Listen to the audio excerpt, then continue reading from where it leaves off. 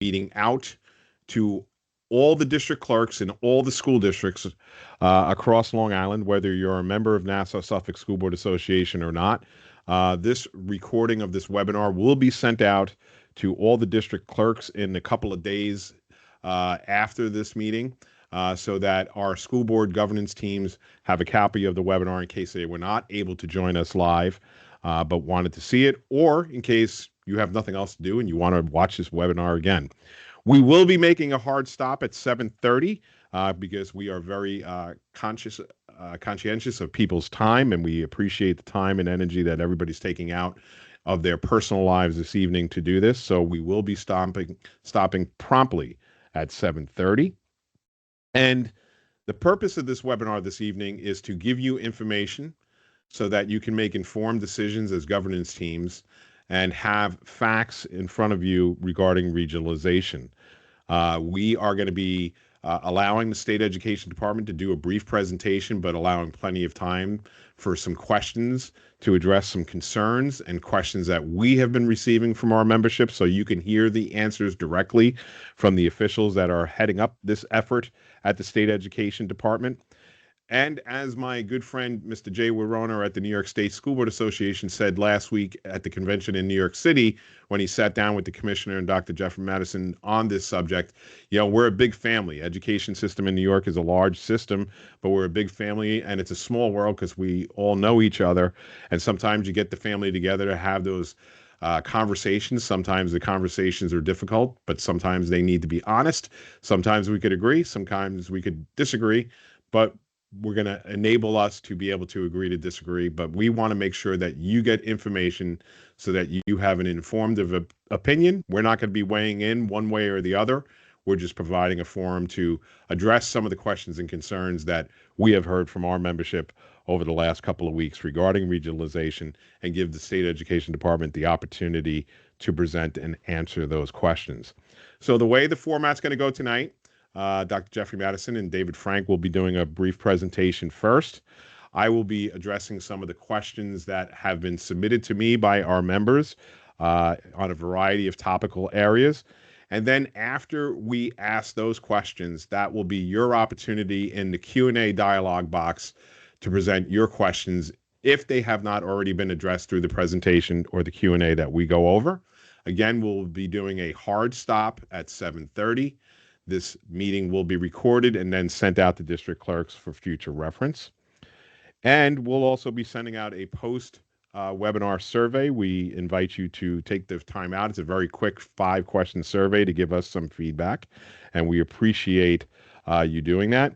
And more importantly, we want to thank our governance teams for the school districts across Long Island for all the great work that you do on a daily basis. We have a great reputation of high quality education here on Long Island. Some of the best schools in the country are right here in our hometowns, and we are very proud of our school districts and what we do. And we want to thank our governance teams with boards of education, superintendents, and school officials that make that happen every day, and all their staff, faculty, and the entire teams that make up the education system here in Nassau-Suffolk County. So I want to introduce our two officials from the State Education Department. First, we have Mr. David Frank. He is the Assistant Commissioner and Chief of Staff for the New York State Education Department. He also has experience in the New York City Department of Education, as well as a variety of posts throughout the State Education Department. And he was a busy guy during the COVID times and logistics, and also overseeing charter schools. Both of these gentlemen's resumes were on the registration link that you saw, so I'm not going to spend too much time on that. But needless to say, these are experienced veterans in the State Education Department. And even though he's fairly new to the State Education Department, he's not new to the education system. That's Dr. Jeffrey Madison, who started out as a social studies teacher, 35 years as an educator, assuming roles as principal, superintendent, and most recently the district superintendent of Tompkins Seneca Tioga Board of Cooperative Education Services. And he is now the deputy commissioner for the New York State Education Department. Gentlemen, welcome to the Nassau-Suffolk School Board Association webinar on regionalization. We appreciate you taking the time out to share some information on this very important topic. And I will tell you, as we have stated earlier, there have been some very spirited conversations down here on Long Island about what this is, what this means. So we're going to let you go through your presentation, and then we look forward to the Q&A period. So without any further ado, gentlemen, the webinar is all yours. Thank you, Bob.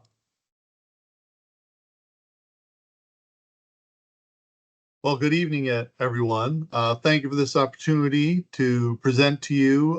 This is actually our 34th presentation since last April 29th on the topic, and we're looking forward to be able to share some of this information with you directly. So we'll just get right into it, the regional plans in New York State, and probably it's important to look backwards first before we look forward. So David, if you want to switch to the first slide, that'd be great. So we think there's three major challenges happening right now in our state in preparing our students, and it's varying degrees depending on your school district, obviously. But one of the things that's been happening over the last 15 years because of declining enrollments in many school districts is students' access to high quality educational opportunities has declined. And we have many of our districts that are only able to offer the base program to get students graduated with a diploma. And while they're graduating them at very nice levels, very high levels and acceptable, there's a huge hole in their transcript. We call it a transcript gap of experiences that they don't have, and they're not competitive when they're leaving some of our schools. Also, fiscal constraints, and you're very familiar with that. We got a real wake-up call, and really this is the impetus of this conversation, was the original executive budget that was dropped last January, and the proposal to lift hold harmless from districts that had already reached their foundation aid max. And so districts went from 3 years of record aid increases to suddenly we had districts who needed cuts. And those happened to be the same districts in many cases that had to narrow their curriculum down to the base just to get students graduated. Total of 337 districts were impacted by this proposal to varying degrees. We saw them really in three buckets. One bucket is if it happened, it's a financial challenge. Second bucket, it creates a financial crisis. And the third bucket, we heard from many school districts that proposal, if it all happened in 1 year, was going to result in a big enough crisis that they couldn't even offer the base program in their high schools to their students because they wouldn't be able to afford to do so. That got our attention. We started having conversations in Albany that we needed some time. We made comments to legislators as they were considering this proposal and finalize the budget, that we needed 3 to 5 years to have a discussion with each region of the state about where the pockets were, where we had students who weren't going to be able to get their full education if the worst happened. And we, at the same time, proposed that we would be willing to, at the department, do the foundation aid study over an 18-month to 3-year period. Unfortunately, the legislature and the governor decided they wanted this information sooner, decided we weren't going to be the party to do it. And they moved that timeline that we thought we were going to have 18 months to 3 years, not only to do the study, but to have this conversation. They moved it to 6 months. So we suddenly have districts reaching out to us, says, what are we supposed to do if this foundation aid is going to drop December 1st, a new proposal, and we haven't had conversations about what we're going to do if the worst happens.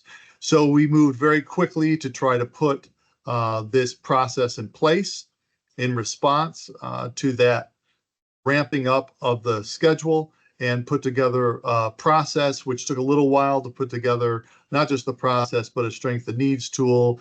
So did some planning with the field over the summer and came out with the process for the Board of Regents to act on in this fall and got started.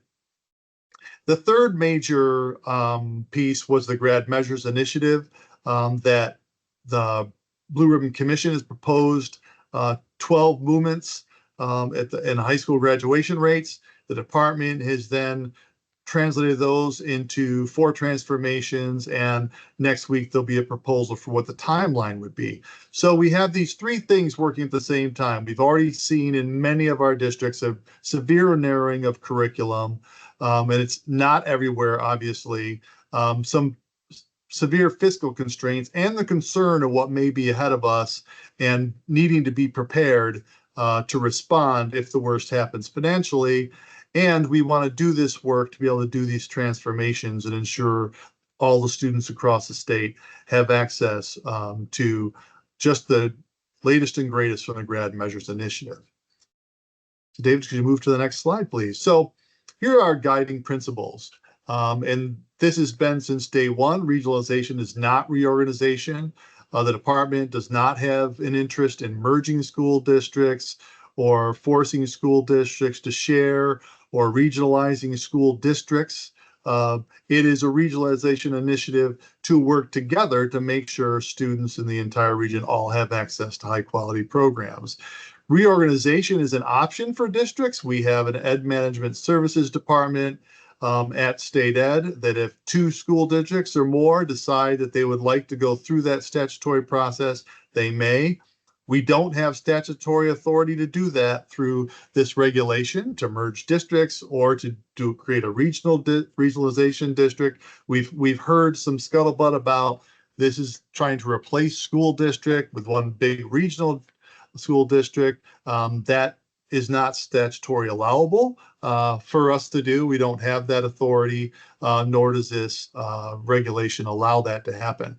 And we've also heard that this was to turn BOCES into a regionalization school district. And, we can't look at a regulation in isolation. There are other state laws and other regulations, and BOCES only exists to respond to 4 things. 1, a cooperative service agreement between 2 or more districts to their assent to work within the confines of their administrative budget, which needs to be approved by the component districts, to work on grants on behalf of the districts, with the exception of the adult ed grants that is from the federal government, and municipal agreements where BOCES can do some services for public entities with some statutory allowability of what those exact things are. So with BOCES also not being allowed to offer academic credit, that can only be done by the local school district. Even BOCES programs that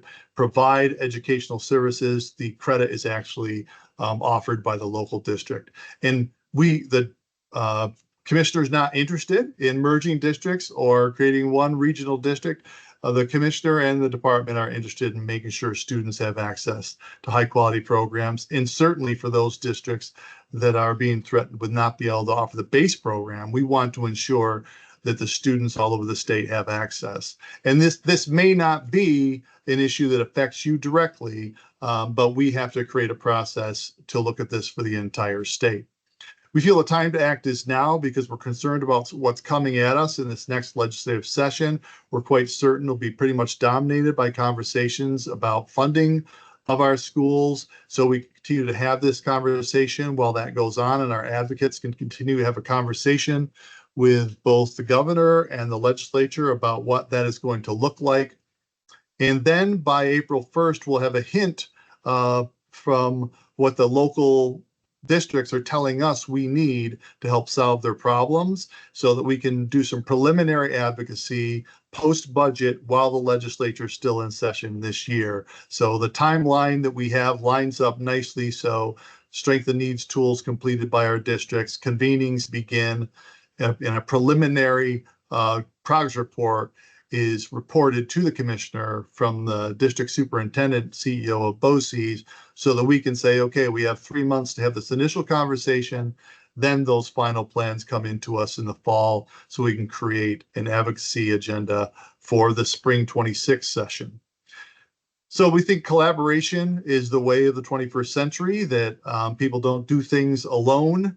They rarely do anymore, but we also understand that especially like on this call with school board members, you're elected representatives of the people of that region.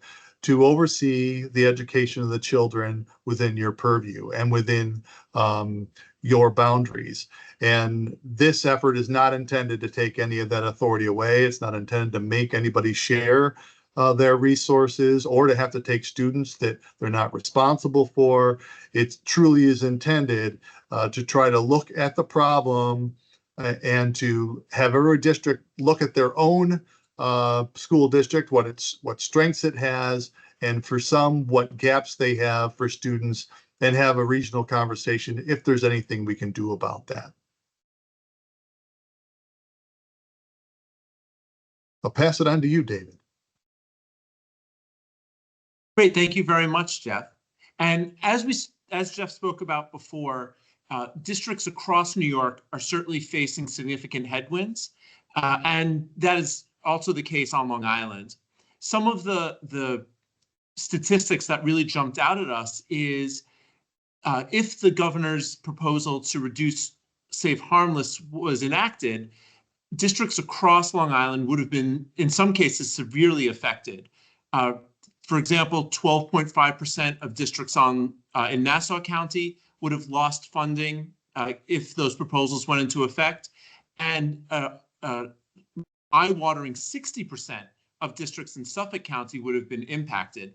And in some cases, these would have been tremendous impacts on your local districts and on the taxpayers within your communities. For example, in Lawrence, in Nassau County, the proposal would have eliminated over $2.7 million in foundation aid funding, which is 38% of their budget.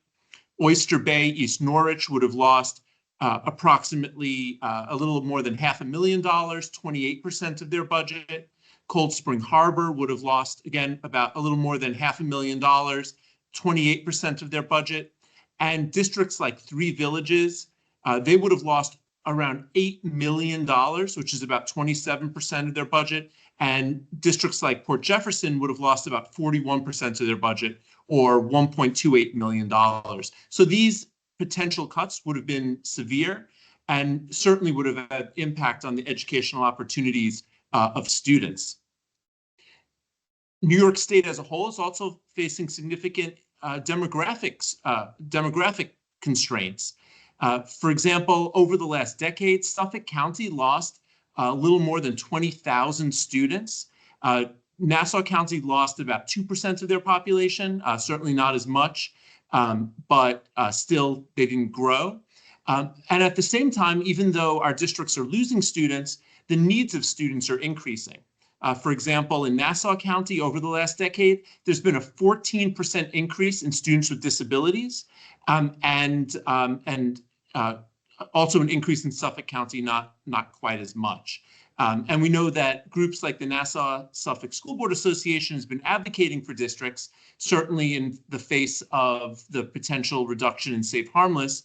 And so I know all of you are familiar with these figures, but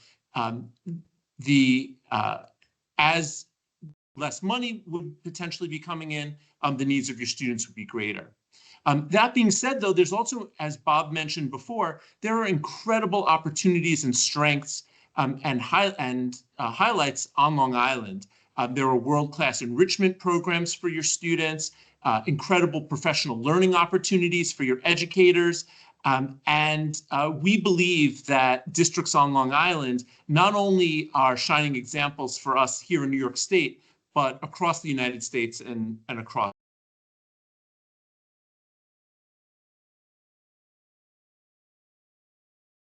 You have to unmute yourself, David. You muted yourself, sorry. Sorry about that. As okay. Jeff mentioned, there have also been some misinformation out in the field about what regionalization is and is not. And so we just wanted to highlight some of that here. And so as Jeff mentioned, regionalization is just a local conversation facilitated by the district superintendent of your sole supervisory district. It's a way to enhance equitable access to educational opportunities, not only within districts, but within your communities. It's a way to respond to potentially declining enrollment and to address mandates and timelines that have been externally imposed, not only on your districts, but also on the state education department. The state education department does not set the foundation aid conversation, the safe harmless conversation. And as Jeff mentioned, that conversation has been unexpectedly accelerated from what we thought it was just a few months ago. Regionalization is also a way to facilitate locally developed plans. And we think that it's an incredible superhighway for your local districts and your local communities to have an increased voice in our legislative and budget priorities, in the work we do regulatorily. And it gives you an opportunity to tell us in Albany what tools and resources and funding you need in order to best serve your community. That is direction coming from you, not from Albany. And as Jeff mentioned, we really do believe that local problems, local situations are best dealt with by local educators. Unfortunately, we also know that there's been some misinformation out in the field. And some of the things that we've heard is that regionalization is about eroding local control, and that could not be further from the truth. That is not correct. Regionalization is not about mergers. It's not about reorganization. It's not about eliminating local school districts.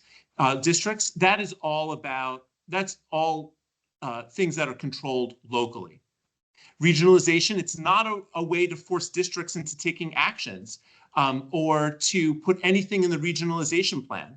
These plans are directed by local districts, and you have the final voice in this process. This is not about BOCES, although certainly we think that BOCES offer incredible opportunities for students, and through BOCES aid provide a way for school districts to save their taxpayers money. And we do believe that BOCES are an incredible strength and positive benefit here in New York, but no one is forcing districts into partnerships or services with BOCES. Again, that's completely up to you and your districts. This is not a way to create new accountability systems. Certainly the state, and we'll get into this a little later, but the state education department will be providing technical assistance and supports. We'll be helping districts to change the plan if they so choose, if they want to go in a different direction. We'll, of course, make sure that the work happening is aligned with our state standards and applicable laws and regulation. But what goes into the plan, how the plan is amended, completely up to our local districts. And lastly, we've heard that this is about district superintendents developing a plan. And again, that could not be further from the truth. This is about district superintendents convening their component districts, and we certainly believe that they do that well. But this is about you, the local districts, local boards, telling the district superintendent what they want in that plan, being part of a conversation among incredibly talented and experienced educators. And we really do look forward to seeing what these plans, what are contained in these plans. But I hope that there's one thing that you take away from this conversation is that there is a lot of misinformation. And again, do not believe everything that you read. And we're really glad that Bob will make this presentation available, but make sure that you check those facts or statements with your local superintendent or with us at state education, the state education department. So we'll also Jeff, be sending, sorry, David, we'll also be sending out a copy of this PowerPoint along with the recording of this webinar. So Jeff, I'll turn it back over to you. Thanks, David. So just here's some of the vision for what we hope to get out of this and what we think about what is a base program all districts should have and what students should have access to. And this comes from the field when they've talked to us about, we want our kids to have this, we want our kids to have that. But what is the opportunity here through a regionalization discussion? This is really just to kind of spur your thinking as your district completes the strength and needs assessment and then starts having convenings as a region. So when we look at this, we hope that, yeah, efficiencies would be great. Those are important things to have.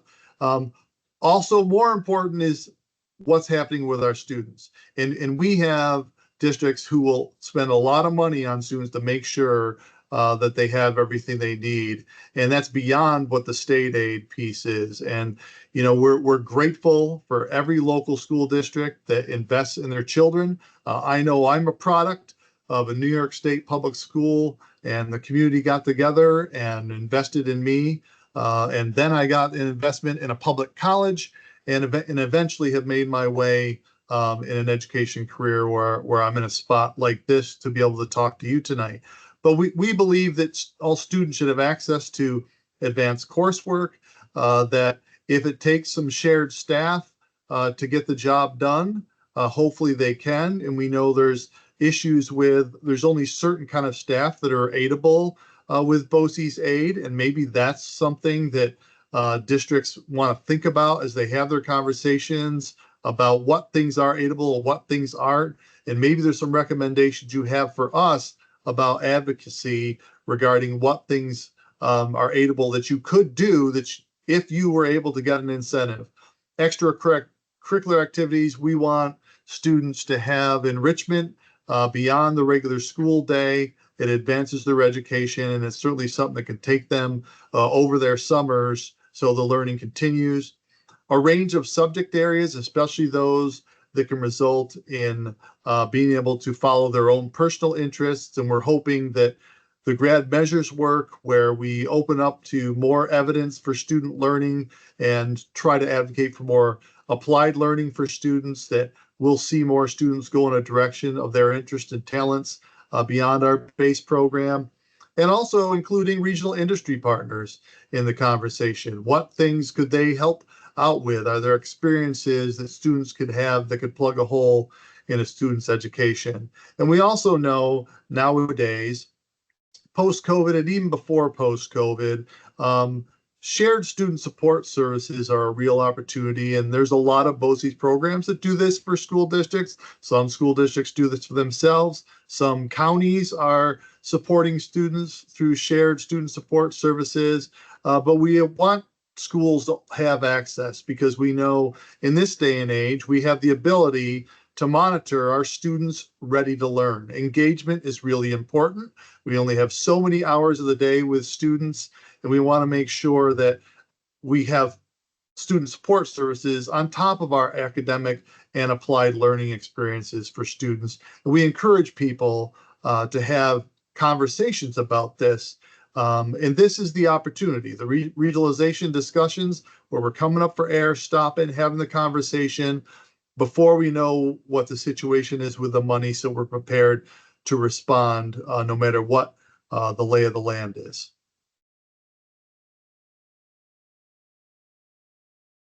So the regionalization plan and how it gets developed.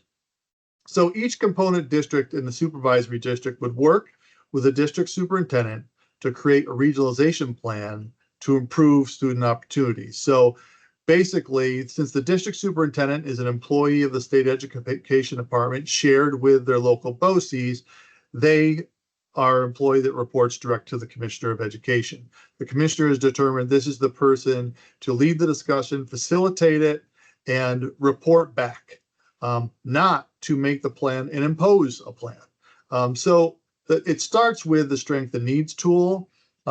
It's a big undertaking for each district. We've heard a lot of feedback on that tool and the time it was taken. The regional information centers have stepped up, tried to provide a lot of the data to try to remove some of the roadblocks to completion. We have well over 100 districts that have already completed and submitted. In hearing from the field, the length of time it was taking, we determined to put off when we were going to look for the plan to December 6th. We have a lot will be done by November 1st from the reports from our superintendents, which is great. But we're willing to let this go till December 6th, which will allow us to collate data, get that back out, and then convenings can look at that data after the first of the year. Convenings happen with the local school districts. Hopefully additional convenings will occur with other stakeholders to try to give input to what they're seeing that students need and how to provide the services to students if it's short. And also the invitation to the Big Five non-public school districts and charters to the conversation if they choose to want to weigh in. We have heard from some big five school districts who would love to interact with their neighbors to both ways to provide opportunities for their students and also provide opportunities for their neighbors. And then April 1st, the commissioner asks the district superintendents to report back three things. What are the strengths we're finding in the districts from those conversations? What are the gaps that you're finding in your region? And most importantly, since there'll be time left in the legislative session, what are some things the department should be thinking about and maybe engage some advocacy about preliminarily? Even though we don't have a concrete plan, this topic came up, and we would love to have the department and its government relations folks start a conversation. So there's a heads up going into the next legislative session. And then between April 1st and October 1st, the regionalization plan gets completed.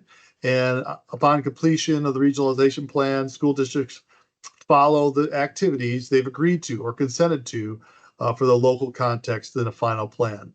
And understand this plan document is going to be a document that's prescribed by the commissioner. So that document will have two parts. The two parts will be part one, which will be here's the things we've agreed to try in our region. Part two is going to be here's the things we would try if we had either a legislative change or a regulatory change or additional resources. And maybe that's the think out of the box part for the department. That part two of the plan is gold, even though it's not things people say they're going to do.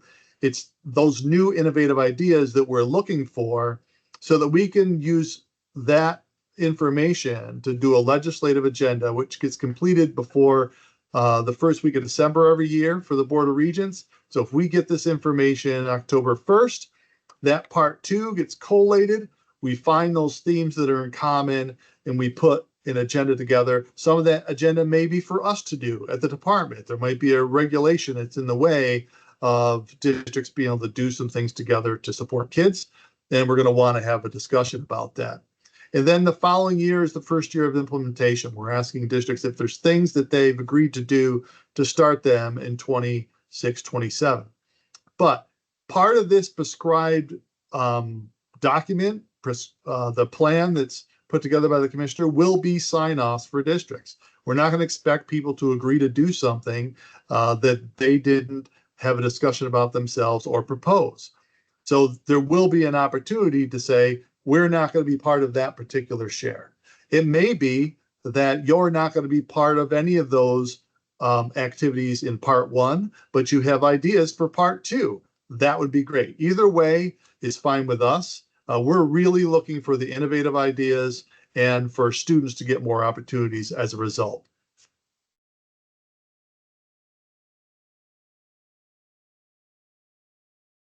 Additional notes. So implementation, I think we already talked about this, 2006, 2007, but many districts already engaged in the work. You know, I had a great question the other day at one of our convenings, a couple hundred people of the personnel administrators, and said, you know, we already have a sharing mechanism with BOCES. Why don't we just work on that? And I said, you're right, that's true, but why would we stop there? Do we really believe that we've thought of everything? Is the way BOCES is working the exact way? Are there other ways to look at BOCES aid? Are there other things we could allow them to do? Or are there ways we can do direct shares between districts that wouldn't need necessarily that kind of coordination? So we don't want you to stop there. We want folks to think big and think outside the box. So there's inclusion of the neighboring non-components, Big Five, and charter schools and non-public that I mentioned earlier. And the district superintendents work with local districts to provide technical assistance when they implement the plans. If the plan is not workable, it can be changed, or quite frankly, situations change on the ground. 26, 27 is right around the corner, but that's 2 school years from now, and the lay of the land may have shifted for some reason, and the plan that is proposed to us in the fall of 25 may not be workable. And we just need to have that conversation. Okay, not workable. We'll move on, either modify or it may have to be dropped. That's just the way it goes. At least folks are turning over every leaf to try to make sure every student has access to high quality programs. So the benefits, we think it has an opportunity to create equitable educational opportunities for all students. It's a systematic mechanism for districts to engage in continual improvement and to tell us what we should be trying to do up in Albany.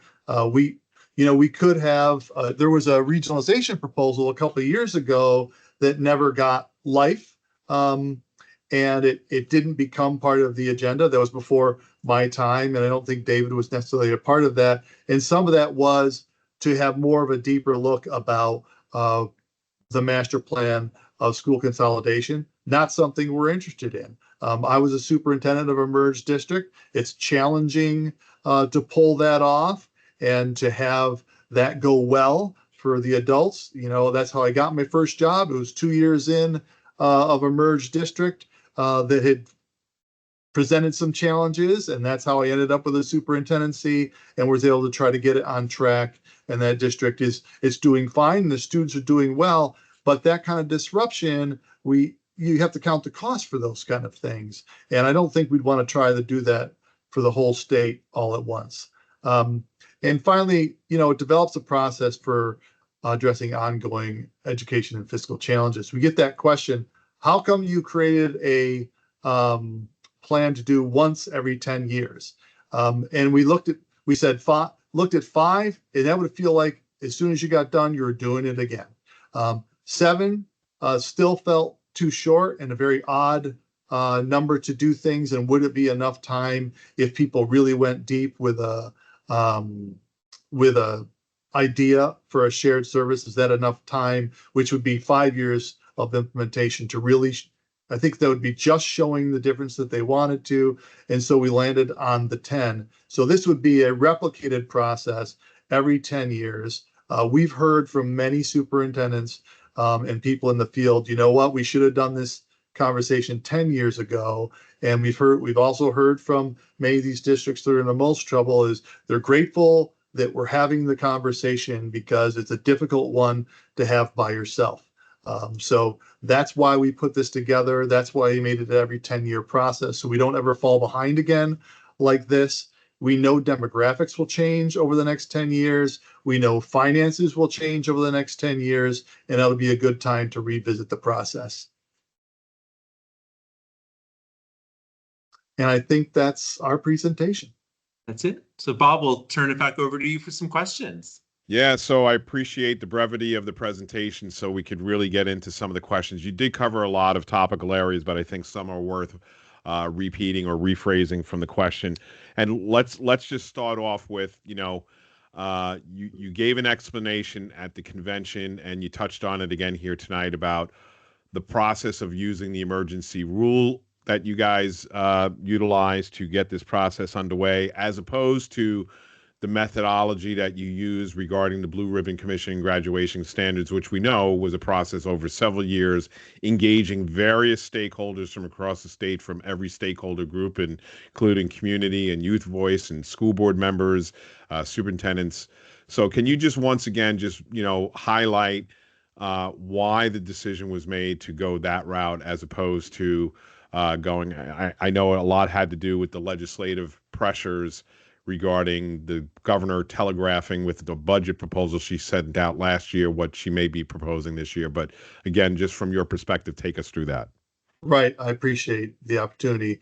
Yeah. So when that first came out, we heard from everybody.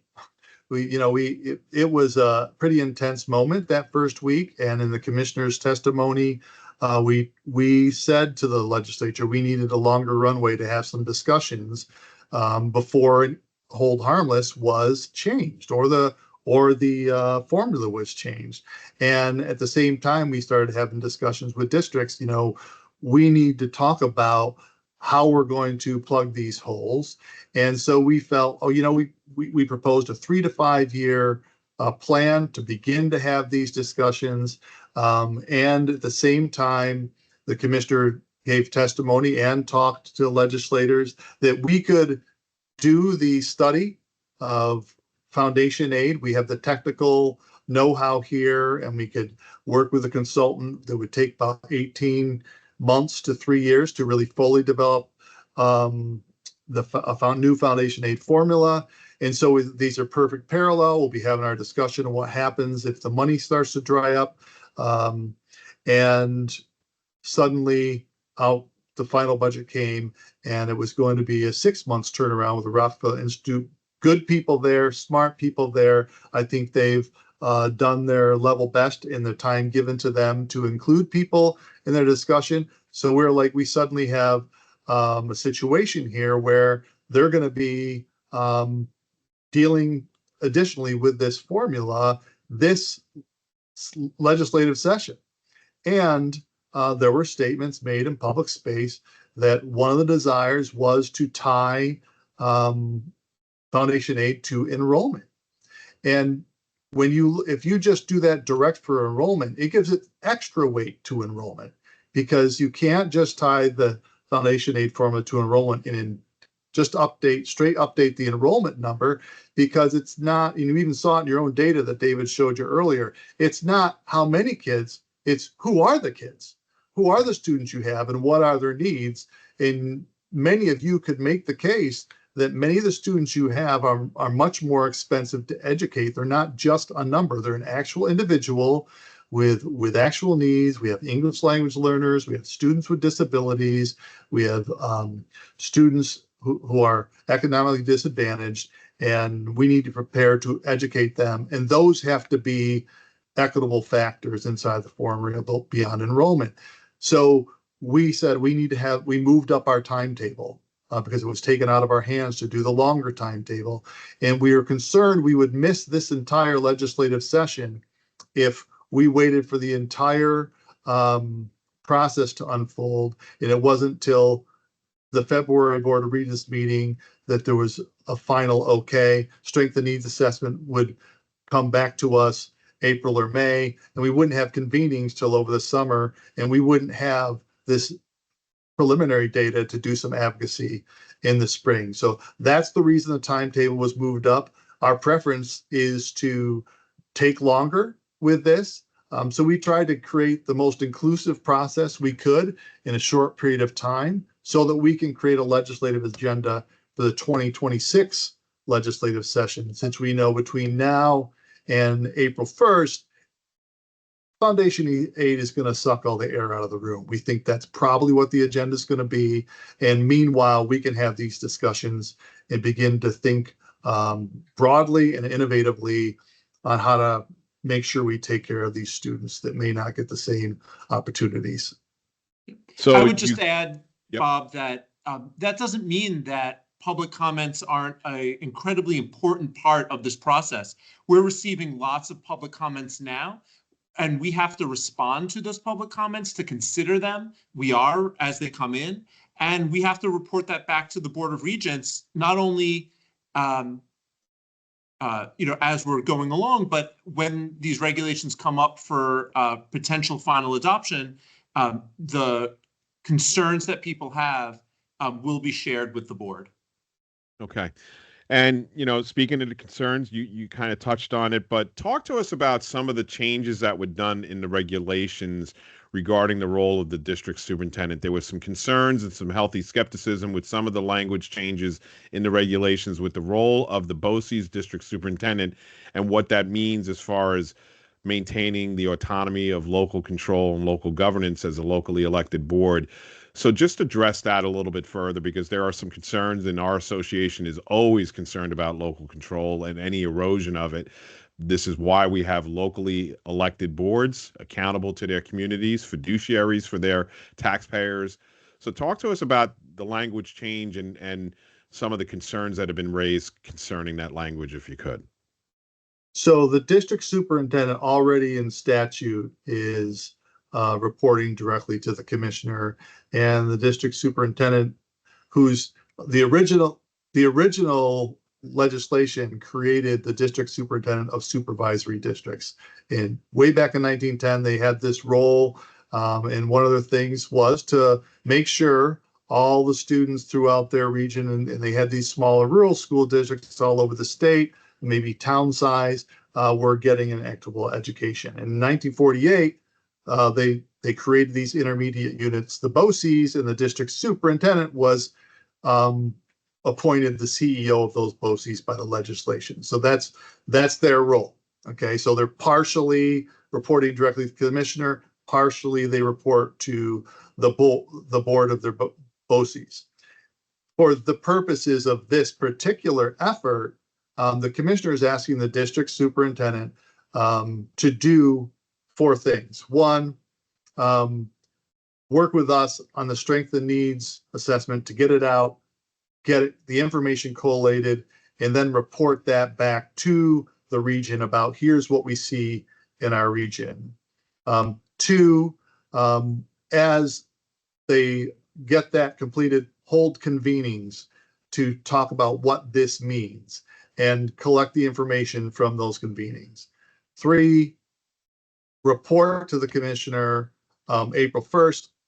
Here's what we're hearing about regionalization, the strengths, where we think our gaps are, what things the department needs to be working on, thinking of, advocating for in a preliminary fashion. It's a very basic form that they just fill out as a report to the commissioner. And then the 4th thing they do is once they've gathered all this data and these ideas from local districts and whoever else is part of the conversation, they will take this plan, this document that's prescribed by the commissioner. Obviously, it will be an online one, but we'll have a way for districts to assent for when their information is in the plan. They will submit the plan. So they really are the go-between for the Commissioner of Education, so that the people closest to the problem can be giving us solutions. It's a way to get the information to Albany without people trying to get through the morass of ways to try to get information to us. Deal with it locally, get the information in a regional plan. District superintendent reports back to the commissioner. Once there's an implementation, the district superintendent will let the commissioner know how is it going and who needs to, these people need to change their plan. These people aren't able to pull this off. And if BOCES is part of that solution, obviously as the CEO of BOCES, they have to carry out whatever plan was made with fidelity. Okay. And during these convenings and districts working with the district superintendent for BOCES, when do you see the time to further have conversations with educational stakeholders locally, particularly community members and boards of education and governance teams, to really understand what are some of the ideas or some of the plans being suggested? Because you said earlier, and I want to make sure it's very clear too, that if districts don't want to opt in, say, to certain parts of the plan, they have to sign on and agree to certain parts of the plan. It's not a all in and all out. So when do they have these opportunities for conversations and to gauge, more importantly, their communities who, have paid and supported resources for the local level and have concerns about what this means? When do you see the optimal time for those conversations to take place? So we reject the top-down approach of the past. This is a bottom-up approach, and so the local districts are in the driver's seat in this process. The district superintendents certainly are convening them and having meetings and checking in and providing technical assistance. But it really is up to the local superintendents, the local boards, to engage their community. The regulation does require that on a voluntary basis, there's at some point in these conversations, some outreach is done to other educational stakeholders, non-public schools, charter schools, the Big Five, if applicable. But this is being driven by local districts. We are not mandating when these conversations happen. We're saying that they need to start by November 1st, but then the rest of that is up to the districts and the BOCES district superintendent who's convening them in consultation with the local districts. So there, to answer your question, there really is no hard or fast deadline, Bob. Okay. Yeah, and what we've done in conversations with the district superintendents is we said, you know the things that have to be done and the dates they have to be done by, but we're not going to prescribe exactly who you talk to and when you talk to them, because every region is a little bit different. And I think us prescribing that, again, is us getting way too in the weeds on things like that. We need to let the region have their conversation. Some regions, the conversation's easier than others. And I think that what we don't want to do is handcuff anybody. We're trying to encourage debate and conversation and ideas. Everybody we believe everybody who's involved, from superintendents to teachers to community members to school board members, wants what's best for their kids. And so I think when you've got high quality programs, the last thing we want is to water them down, because they're a strength for our state. They're a strength for our nation. We do not want to undermine excellence. But what we do want to do is make sure that our public system is reaching the whole public. Okay. And can you give like an example of what regionalization and types of cooperation you could see coming out of this, just, conceptually, because I think people need to hear a kind of an example, right? So like if it's shared student support services, we know we're dealing with mental health crises among our youth like we have never seen in this nation, and certainly Long Island is not immune to it. So where do you see the regionalization concept in a practical application that people could sit there and say, oh, okay, I understand that, or I don't get it, or I don't support it?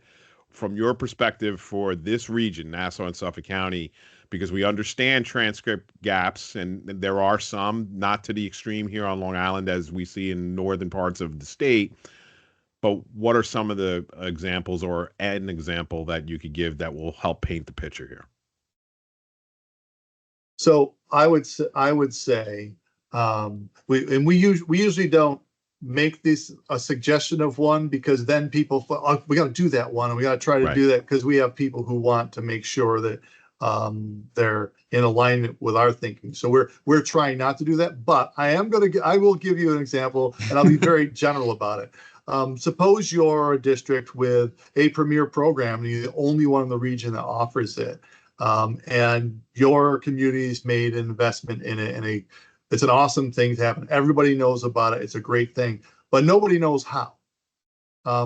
Well, maybe we find a way for the district to be incentivized to share even the information and consult with a neighboring district. So it's not just something you give away for free or whatever. Or if you have space and you would like to invite other people and it's direct, that there's not only just that direct tuition, but maybe there's a direct school district to school district, and there's some additional incentive aid to that district that is going to have people involved in that premier program.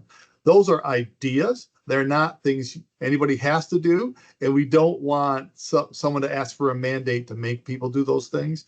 But we also want districts to look at, okay, I would do more sharing of something, and maybe it's through BOCES, but my BOCES aid ratio is so low, the incentive just isn't there. But maybe we need to look at, is there a way to incentivize the BOCES aid structure so that if it's a higher need district you're sharing with, there's even an additional incentive for that district that's doing the sharing. We want people to be thinking broadly about this. We don't think we can think of all the ideas up here, but we think there's some ideas out in the field that people will say, we would have done this had this happen. Are there ways of leveraging some of the systems we have now, but also just creating an allowance through piloting, through regulatory changes, and maybe even some legislative changes that we can work on together so that districts can do some things. So without like giving too many examples that people feel like they have to do, because we know it's dangerous if we are saying things that we think they should do because people feel like, well, they said we should be doing this. It's not our intention at all. We just want to encourage out of the box thinking. We know that educators, at some time in their career have said, I would have loved to do X or I would have loved to do Y, but the money isn't there or the regulations prohibit it or the law doesn't allow it. In the report, we've created what we call a parking lot of ideas where we want educators to propose those ideas and say, State Ed, we want to do this. So we want you to change the regs or get funding or help us to advocate for a change in the law, because that's the legislature, not us. And so this is also an incredible opportunity for educators to think outside of the box and to get us in Albany to work directly for them in a way that's never been done before. And so we really think this is an unprecedented investment in local voice and local control. And I guess the next question, when you're talking about sharing staff, the issue and the concerns regarding bargaining unit contracts comes up. And I can foresee a huge hurdle on how you navigate those waters when you're talking about collaboration. And one of your slides referenced shared staff. How do you see that playing out? Because I see that being kind of a bumpy road depending on the bargaining units you're dealing with. That is a massively bumpy road. I was a superintendent, obviously, for 15 years between a school district and a BOCES. And those are real challenges. Don't think that we don't understand the complexities that you're dealing with in the field, because we do. But maybe there's ways of sharing staff that we haven't thought about without violating our agreements. A contract is a contract. And, I always said when I was administering a contract, I'd sit down in this contract. So once we agreed with it, here is my promises, and I'm looking for you to keep your promises. So we get it. But it doesn't mean we shouldn't have the conversations about things here, and we want to hear the roadblocks too. We would do this, but our contracts don't match between the districts, and our associations have told us that they're not interested in letting go some of the work, that they own the work. We get it. Then you can't do that. And we're certainly not going to force a violation of the Taylor law. It is complicated. There is things that you won't be able to do. We understand that. But we just don't think we've thought of everything yet.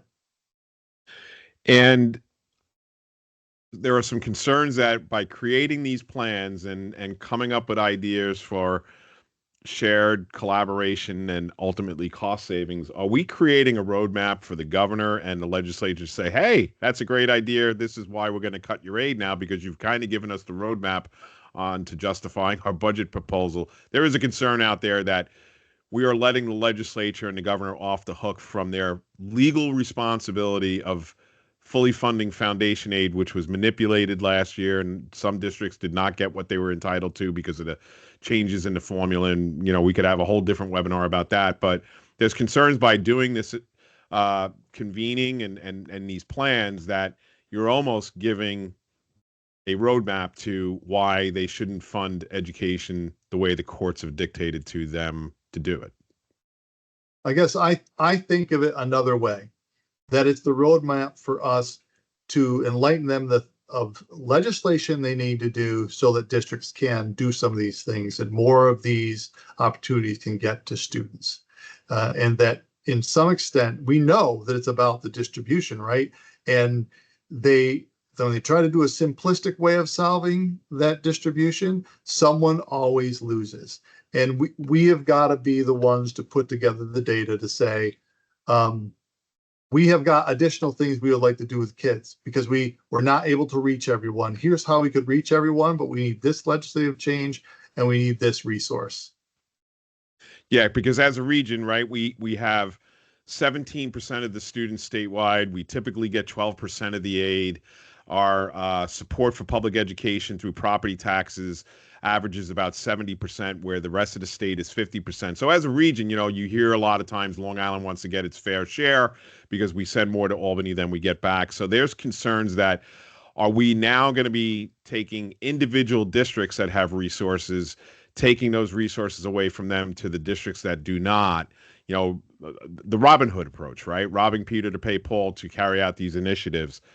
What do you say to the concerns from the community taxpayers that say, are you going to be taking away from my district to give to another district who might not have the same resources financially, the funding? Well, we don't have the authority to do that at the department, and that's not our intent. But I understand the fear. It's a long-running political issue with the way schools have been funded in our state, and I'm sure your advocates are on top of it. And we understand people are going to adjust accordingly. If that's the fear with doing these things, I'm sure they will not go as deep into this conversation as others may have. I understand. But we're going to take the chance to have the discussion and see if there's some things that we can come up. We're not going to try to control people's behavior. And we appreciate it when people like you tell us what some of the unintended consequences could be. So then we have our conversations about how we not allow it to turn into that moving forward. So we want to be careful, and that's why it's important to have the dialogue. So you raised the issue about charter schools, and that certainly piqued my interest. And charter schools is almost as bad as the Yankees dropping 3 straight here, and gets us very angry very quickly. So when I think of as a board member in a school district that was fighting resources being taken away from my home district for a charter school in our area, and now we want to collaborate and share services with them, I got to tell you, my initial reaction is heck no, because we're trying to fight the push against the charter schools because of the way they get their funding and lack of accountability compared to public schools. How do you bridge that gap? Because I got to tell you, right along with, staff contracts and bargaining units, to tell public school advocates now we're going to be playing in the same sandbox as charter schools who are already taking millions of dollars away from the most needy school districts on Long Island, I think is a hard sell. So explain that a little bit more for us. I mean, the only thing that we're asking districts to do is at some point in this conversation, invite other educational stakeholders to the table. Because we know, and our districts know, I'm sure, Bob, we can talk to districts like Wyandanch, for example. They will say students are coming back to us all the time. And so these aren't just charter kids, they're also the district's kids as well. And so we think that conversation should be framed around how do we prepare all students for success, but ultimately districts enter this conversation on their terms, and they have conversations around effective educational practices based on their interests and what will best suit their local needs. And so again, I would just say all we're requiring is a conversation, not that you need to play in the same sandbox.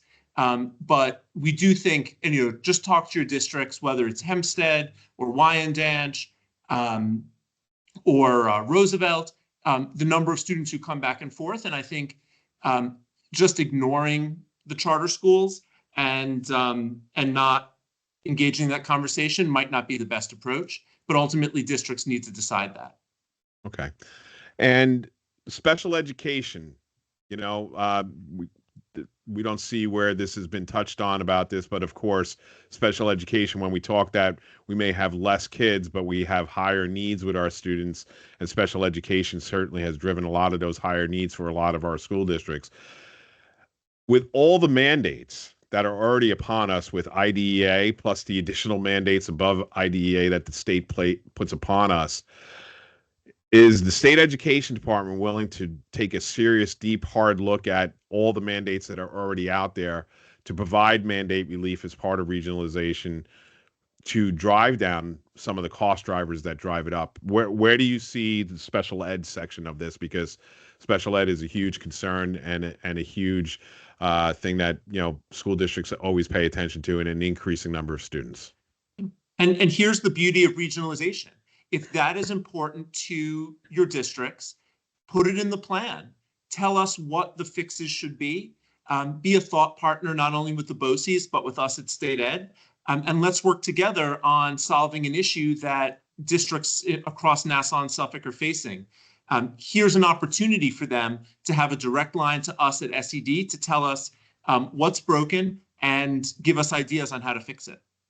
And not only that, if that's something that appears in 30 of the 37 regions of the state, there's data that we have for advocacy. And we always know that it is those personal stories, the data about real students and real school districts that have the biggest impact when we do advocacy. So I would encourage you to use your networks that, hey, we're looking at this issue. You should look at this in your region too.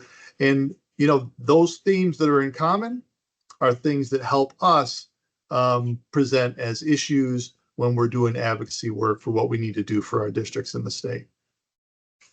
And I guess, you know, before you try to start any type of large initiative like this, right? And we all agree we need to change the way we deliver education for our students to be ready for the workforce of tomorrow. The state convention had a lot of great workshops on artificial intelligence and its impact. It's exciting, scary, and, you know, mind-blowing at the same time. I guess my question is, you know, have you guys studied other areas that have regionally designed systems? And, you know, what studies have you based on for educational outcomes that say this is the way to go? I think we have our BOCES as our model, and we have some negative examples of what have been done in some additional states where they tried to do the centralized approach, where they're going to merge districts. Some of our neighbors in New England have tried those things, and it has not worked out all that well. So we use those negative examples to say, if we're going to have a regionalization discussion, it's going to be bottom up, not top down. We're not going to predetermine the outcome. We're going to look for responses to come to us and leave it open. We have a strong structure of regional sharing with the BOCES, and you have some very strong BOCES on the island and some workforce development programs that are premier down there that you're doing. You already do a ton of regionalization on the island, and you've demonstrated it can be effective. And in other states, their intermediate units are a little bit narrower in their scope and their ability to reach all students. And we're very fortunate in this state that the state incentivizes the sharing, unlike many other states that have these intermediate units, and they're a straight shared cost. There's no incentive to share other than you try to do some efficiencies and some savings. And we're fortunate to have incentives in this state. So, you know, we're trying to use our model that we've already have. We've seen other states, we think, make some mistakes of a top-down model and say, learn from what we're doing, but also there's people closer to the problem with students who may have other ideas. And just one last thing here on special ed, and then I want to get back to the approval process for the regionalization plan and districts opting in, opting out. I just want to clarify that for some folks. But here's a real interesting question that just came up is, you know, you are a home district of a special ed student, and through regionalization, you send that student to another district because you can't service the IEP or whatever. And as a board member, I'm fiduciary for the home district and responsible. But if something happens with the delivery of service in a neighboring district under regionalization, besides everybody getting sued, you know, how do you navigate some of the legal things as far as who's liable under mandated things like IDEA? Yeah, when those situations, and I only know this because it's one of the things we did in the last economic crisis back in 2008. Not that this is an economic crisis. You know, we have a growing economy, but we just have people wanting to think differently about school aid. Intermunicipal agreements between districts is probably the safest thing to do if you're going to do those kind of things. If you're going to share a special ed classroom, if you're not doing it through the BOCES where they can take that responsibility, we encourage the district to have an intermunicipal agreement about who's doing what, who's responsible for what. And one of the creative things that we've seen happen is an exchange of students where I have this type of classroom, you have that type of classroom. one-to-one exchange. We'll run the classroom for these students, you run the classroom for those students. Sometimes it works better with geography than sending them to a centralized place or to another district that may have the BOCES classroom. If there's BOCES people on here, I'm not trying to take your job away either, but we are trying to do this in the most efficient way so that students get the services that they need. And also, to your point, protect the districts and protect the taxpayers from the things that can happen with some of our higher needs students. And again, some of the concerns or skepticism was, to talk about regionalization. And again, this gets back to process and approach, to talk about this, share ideas, start to think outside of the box. What, somebody raised the question, why was it necessary to mandate this and fill out a huge survey that, we've heard back from superintendents is taking a large amount of their staff time and resources. Again, you pushed back the deadline because some said, hey, we need more time. And you might have alluded to it that you want to get some data to take back to the legislature. But again, talk to us about the decision process of, how you did the Blue Ribbon Commission and then saying we're going to mandate the conversation to happen. Explain that to folks. Yeah, well, I will say at some point, the results of the Blue Ribbon Commission and the grad measures work, there's going to be a regulatory framework that are going to be some mandates associated with it. So I think the reason that this went this way is because of the timeline, because we needed the data, as you pointed out. But really, the strength of needs tool is for the local district and the region to look deeply at their own data. And even in there's some reflection questions. So they're thinking about what they're doing in their district, what things they would like to do in their district. And then when that information is pooled as a region, it's really clear where the strengths are and where the gaps are. So the strength and needs tool is more data for that regional conversation. That's what that's for. And then those plans, those recommendations, both part one, where here's the things we're going to do, and part two, here's the things we would do if we had the resource. That's the data we use when we talk to legislators and when we present to the Board of Regents and they see what is being told to us in the field. No doubt that strength and needs tool was rigorous, probably more rigorous than we initially intended, which is why if we're going to create it and it's going to take people a little more time and the data piece became a real challenge, that we have the responsibility to give people some more time to get it completed because we think it's valuable. We've heard from many districts and many superintendents that have completed it that, that became our strategic plan. And I found some things out. I didn't realize over the last 10 years, these things have happened in our district. I've seen our data 1 year at a time and never really gone as deep as we have in this tool. And then you get the parts that are just, we're on top of our data. We're on top of where we're going. We have a robust strategic plan. You really made us duplicate effort. And that wasn't our intention. It was really to be the basis for that regional conversation. Okay, so let's once again just revisit the approval process that school districts will undertake to, for lack of a better phrase, opt into certain aspects of the regionalized plan.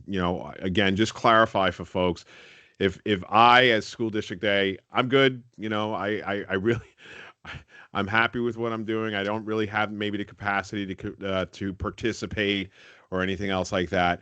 Again, walk us through the approval process and how schools still will have the autonomy to say no if they want to, because that, I think, goes to local control, local governance, a hammered mandate compared to there is still some flexibility, and you're really trying to benefit the region and then specifically districts and communities around that region.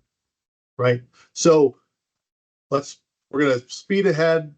We've got strength and needs tools done. Convenings have happened. We've done the convenings where there's been participation and get that information. And we get the initial piece that the district superintendents say to us. More convenings happen because we get a sense of what things are taking hold. That's all done over next summer. Time to finalize and put together a plan. hopefully it's been done correctly and people have been allowed to participate and have voice all along about what's going into the plan on both parts. Part one, what we're going to do. Part two, what we would like to do if we had the resources, legislation, or regulatory framework. That can't be submitted without the sign off of the districts if their name is in that plan. No one can obligate a district to anything in that plan without their sign off.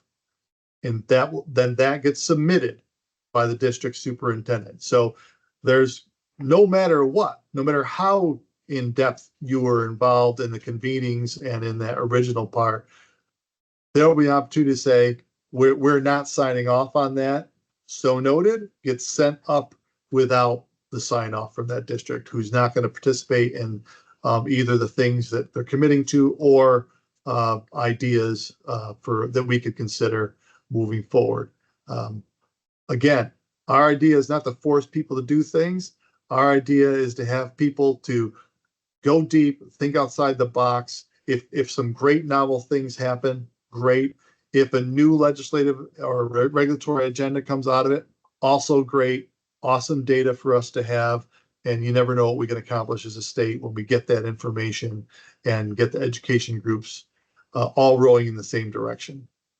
So boards of education working together with their superintendents will have great say as to their level of participation in these regionalized plans. But you're trying to create an incentive-based system and not a punitive-based, like, and what I mean by that is I've created these great programs and now I'm being punished because now I have to share what I've got. You're trying to look at it from an incentive reward-based or possibly reducing cost at the local level for those that are doing it well to help raise others up to doing that. So boards will still have a lot of say in that process. Yes or no? Yes. Okay.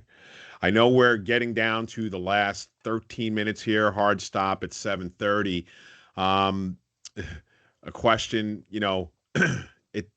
there's healthy skepticism about state ed delivering on certain things because of past experiences that veteran board members have lived through, whether it be Common Core Race to the Top, APPR. We all lived through the gap elimination adjustment years.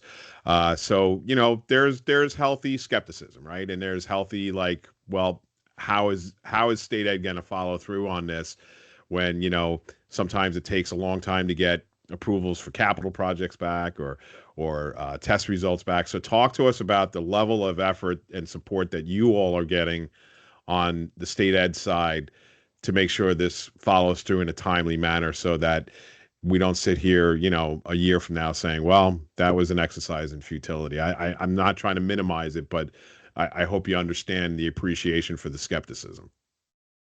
I totally appreciate the skepticism. And one of the things I appreciate the most is, like, after the school board's presentation, I had a couple folks come up to talk to me about this issue. And one gentleman was talking to me about it, and we had a conversation and basically says, okay, I heard you say it and we'll see. You know what? I'm good with that because we will see, right? We should, if we're going to say we're going to do something, we need to follow through to do it. We're going to try to keep to this timeline. We have staff dedicated to this issue. We have staff that monitor the email box that will help us complete answering the questions that come in during the comment period. All of that will be listed and what the response will be. So once that all comes in, that all gets reported to the Board of Regents. That document is attached to the Board of Regents agenda so people can see what that was. And then we're going to hit our timelines. The district superintendents know that they have expectations for the commissioner to meet the April 1st and also to get some things up till next October 1st. And then we will take it from there and report out to the Board of Regents. Here's what we heard from each of these regions. Here's the things that were in common. Do you want to make these things part of your legislative or regulatory agenda? So we do have people dedicated to it. Everybody up here is very busy and they're hardworking. It may be a thing. And since I haven't been here even a year yet, I can still say this. I'm amazed at what work people are doing here and the hours they're putting in, and pretty impressed. But there's not a lot of them. And there's not as many as you would think who are in working on the policy or the program side to make a lot of these educational things happen. But David and I and the team we have together working on this are committed to seeing this through. I'm excited to see what comes in, and we've heard about some preliminary conversations in other parts of the state, and just really impressed with the courage that some people are using with what they're discussing. Many of your district may not be in that situation. You know what I'm saying? And you shouldn't feel bad about we're providing for our kids, because I think the adults are committed to providing the things for their kids that they've always dreamed of. And we have great outcomes from many of our schools. But you know what? We think that really has potential, and hopefully we can get over the hurdle and convince people that it's a good thing to engage in, that we're going to try to see this through. And we'll just do our best and to earn your trust. That's all we can do, is do our best to get you the information and what our intention is, and then you have to make your decisions of what you believe will happen in the future on your own. Two last questions, because we have 8 minutes to go. David, go ahead. Sorry. Oh yeah, I was just going to say, if we get so many ideas that the concern is that we're not going to be address all of them all at the same time. That's such a great success, because it shows that districts are coming together and putting us to work for them, which is the way that it should be, and is the mantra that Commissioner Rosa gives to us each and every day, that it's not business as usual, that our job is to work for our school districts and for the people of the state of New York. And so here are the last two questions. And again, hard stop at 7:30. Why was the Big Five exempted, right? Why did they not have to go through what the rest of us have to go through? That's the first question. Second question, if a district does not participate in adopting or agreeing to participate in some of the regionalized plans that are adopted in a particular region, what happens? Are they subjecting themselves to loss of funding? What is, if somebody does not want to sign on, what happens? So I think those are two fair questions to end this session with. Well, the first one, I guess I can take a shot at them, and then David, maybe you can add to them. First of all, the Big Five don't fit neatly necessarily in any one district. And what we asked of the district superintendents, even prior to what it was in the regulation, that anyone that abuts any of them would invite them to the conversation. So we were trying to keep it clean. I mean, where would all their information go? We have heard from some of them that they want to participate and be part of the discussion. And that's why we put that in the regulation, that they're to be asked to be part of the convening by their neighbors. We didn't write in which BOCES had to invite, and then they can decide which ones they want to be part of the discussion with.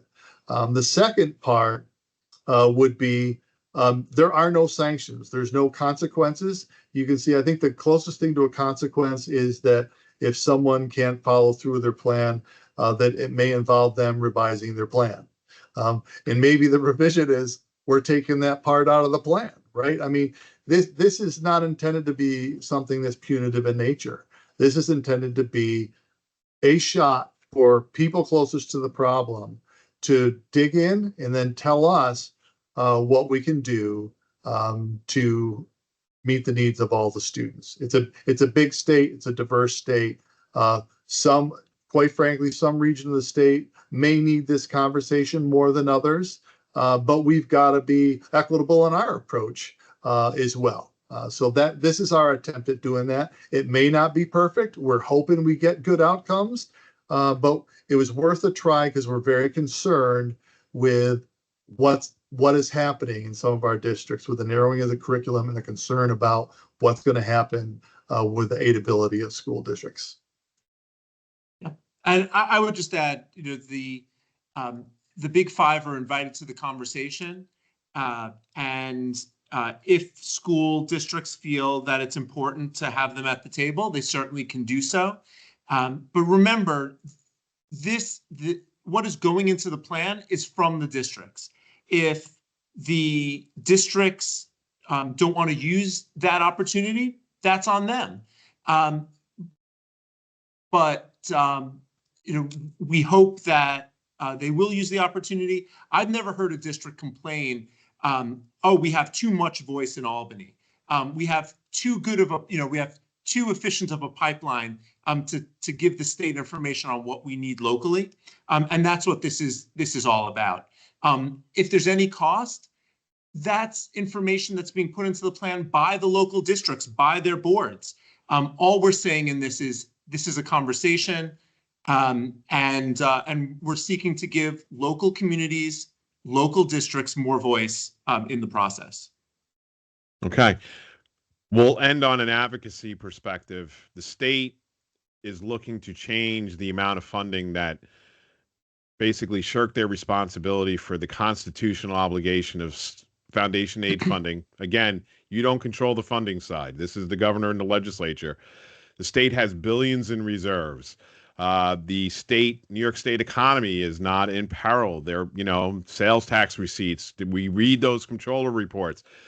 So what can you do? And talking about shared services or collaboration, what can we do collectively to say, hey, do not try to take away Save Harmless. Do not try to reduce the amount of education aid that is due school districts across this state, because you have a constitutional obligation and economically the money is there.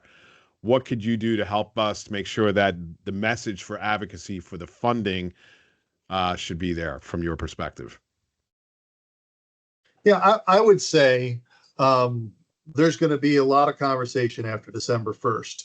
And I think there's three hurdles to get through this session coming up. One, they're gonna come out with some ideas. May not be a full-blown formula, but some ideas of what can be done to change foundation aid in some way. So the governor has some information to come out with something in the budget. So there's that one gap between the presentation of the foundation aid study, between then and when the governor proposes a budget. That's an opportunity to say, here's what we see and here's what we need. Here's what we're concerned. Please don't do X, Y, and Z. And hopefully the education groups get together and speak with one voice. Executive budget drops. There's another opportunity, right? Another bite at the apple for everyone to look at how it impacts education as a whole.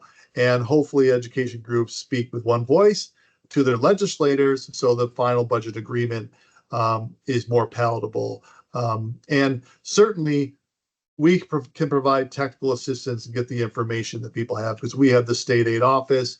They depend on some of the data crunching that comes here. And, really the point here, even with this effort, is when we heard there's districts struggling as mightily as they were, the commissioner can't stand by and not do something about it. So we are concerned too. We're concerned how schools are funded. We don't want to be surprised. And certainly we want to see districts get whatever they need to give the great education that we expect in New York State. All right. Any closing thoughts in our last minute? I just really appreciate the opportunity and having this many people show up and listen, whether they agree with us, disagree with us. A lot of them hung in there to the bitter end, and we appreciate their time. And school board members have been making the world go around in education since the 1600s, and so it's ingrained in us. It's the way we do things in America with representative democracy, and we just want to let you know we appreciate all the free time you folks give up on behalf of the kids. Okay, David. No, I wouldn't dare not end on that high note, and just thank you for the opportunity. And we look forward to hearing the ideas that districts have as part of this conversation, and what they put into what they make of these conversations. That's up to them. And we just we are always heartened by people who are so passionate about education. We need a lot more people who prioritize educational issues, and we know that that is certainly the case on Long Island. All right. Well, we thank you both for your time and for taking the time out to answer the many questions. I also encourage folks, if some of the questions were not answered, to email the State Education Department directly to get direct answers to your specific questions and maybe get in a little bit more into the weeds than we were able to cover here in the 90 minutes. Again, we thank you for taking the time out to share your thoughts and answer these questions on regionalization. Once again, this webinar, along with the PowerPoint, will be emailed out to the district clerks within the next few days so that those who were not able to see it live can watch it on demand, or you could re-review it and as well have the PowerPoint available for your reference as well. We thank you all for taking the time out to join us this evening. Have a great night, and we will talk very soon. And once again, thanks for joining the Nassau-Suffolk School Board Association's webinar on regionalization. Have a great evening, everybody. Thank you.